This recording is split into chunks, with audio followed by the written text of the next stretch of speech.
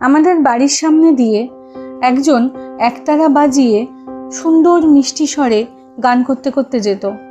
আমি স্কুলে পড়তাম তখন, স্কুলে যেতাম তো, তাই শুধুমাত্র যেদিন ছুটি থাকতো সেদিনই আমি সেই দাদুটাকে দেখতে পেতাম।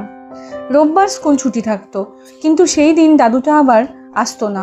কি সুন্দর গান করতো দাদুটা একতারা বাজিয়ে, আর ভিক্ষে দিতে গেলে একগাল হাসতো আর অনেক আশীর্বাদ করতো।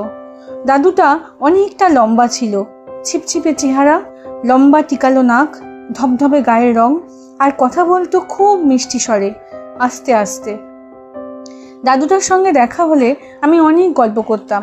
দাদুটার বাড়ি আমাদের বাড়ি থেকে কিছুটা দূরে ছিল। বাড়িতে ছেলে মেয়ে বউ সবাই ছিল।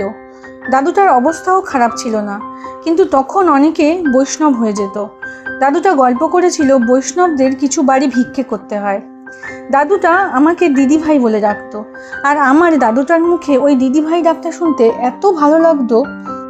দাদুটার সাথে অনেক গল্প করতাম, তাই দাদুটার সমস্ত কিছু আমি জানতাম। দাদুটা কি ভালোবাসে, কি ভালোবাসে না, কখন স্নান করে, কখন বেড়াতে বেরোয়। বাড়ির সবাই দাদুটাকে পছন্দ করত। আমার ঠাকুমা জিজ্ঞেস করতো, সকাল থেকে কিছু খেয়েছো? দাদুটা হ্যাঁ বলতো।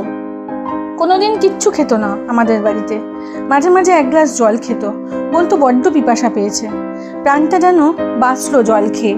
কিছুদিন পর থেকে দেখতাম দাদুটা আর আসতো না।